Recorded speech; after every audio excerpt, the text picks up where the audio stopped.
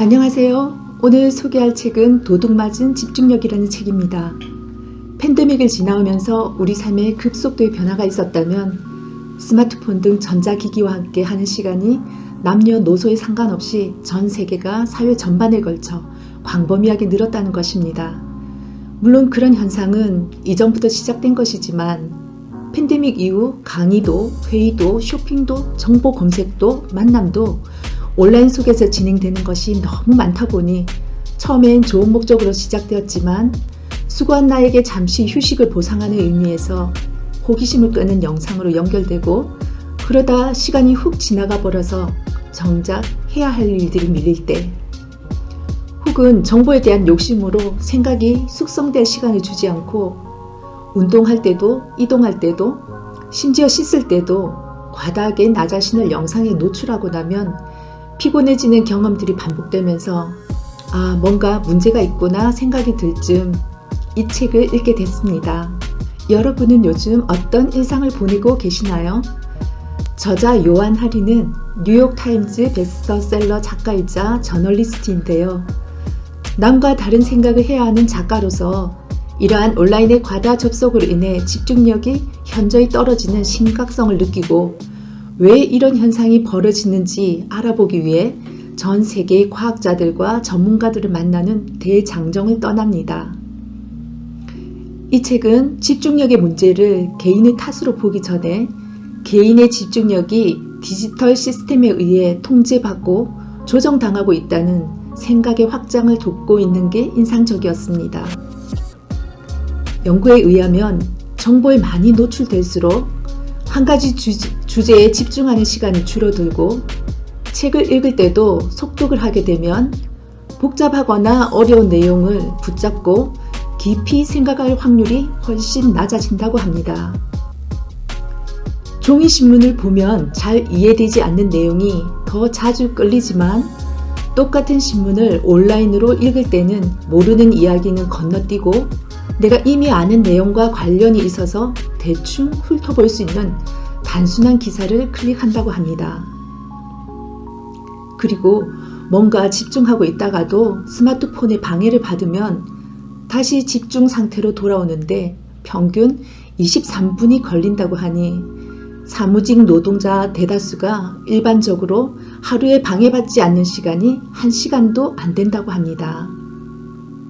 또 운전 중 문자 수신을 하게 되면 술을 마셨을 때와 매우 유사한 운전 능력에 손상이 일어난다고 합니다. 이러한 디지털 과다 사용은 수면 저하도 이야기하는데요.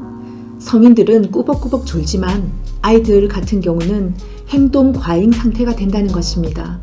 즉, 심각한 집중력 상실을 불러오는 것입니다. 저자는 우리가 겪고 있는 집중력의 문제가 단순히 개인의 자제력의 문제이기 이전에 현대 사회의 비만율의 증가와 유사하다고 합니다. 정크푸드를 중심으로 한 식품 공급 체계와 생활 방식의 변화가 비만율을 증가시킨 것처럼 집중력의 위기의 광범위한 증가도 현대 사회 시스템이 만들어낸 유행병과도 같다는 것입니다.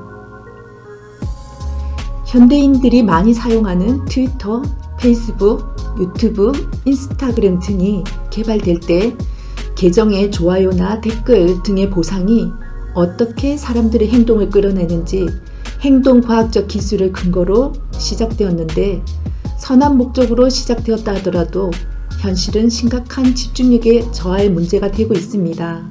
뿐만 아니라 디지털에서의 나의 일거수일투족이 다 정보로 저장되어 끊임없이 알고리즘에 의해 연관 정보나 영상이 올라오는데 사람들의 특성상 긍정적인 내용보다 부정적이고 충격적인 내용에 더 오래 머무른다는 것입니다. 분노를 많이 일으킬수록 참여도가 높아지고 많은 사람이 많은 시간을 분노하는 데 쓰면 문화가 바뀌기 시작하는데요.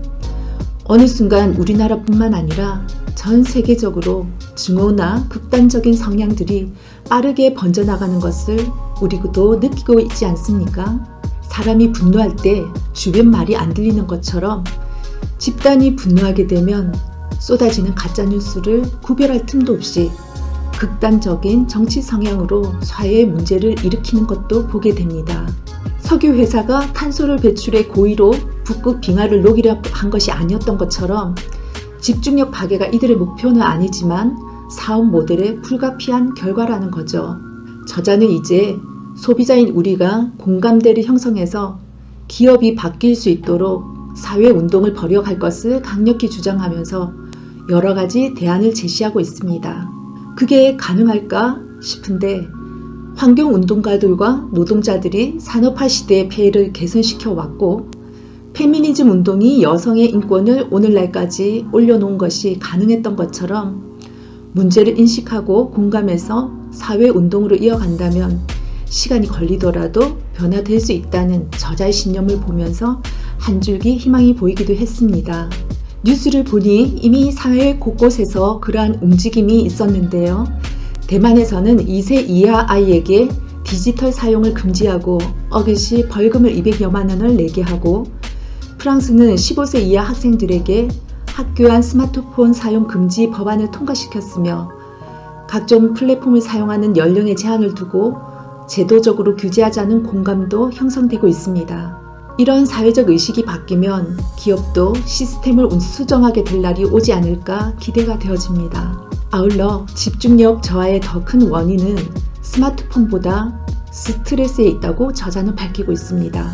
경제적, 인간관계, 건강 등의 문제로 받는 스트레스가 이런 디지털 기기의 문제점과 연결되고 있다는 것입니다.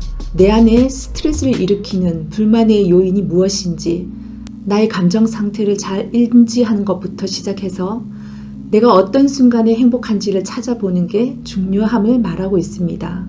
그리고 집중력이 잘 자라서 잠재력을 온전히 피워내려면 과잉 보호와 학습에 지친 아이들에게는 자율적인 놀이가, 성인에게는 한 가지 일에 몰입하는 훈련의 중요성을 말하고 있습니다.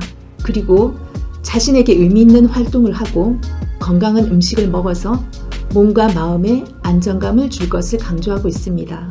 여러분은 시간이 어떻게 흘러갔는지도 몰랐던 몰입의 순간이 있습니까?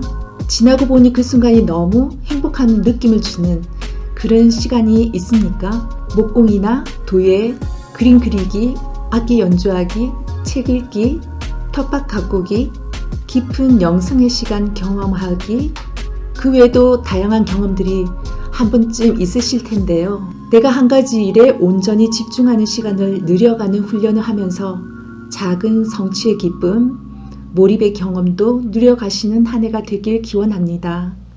감사합니다.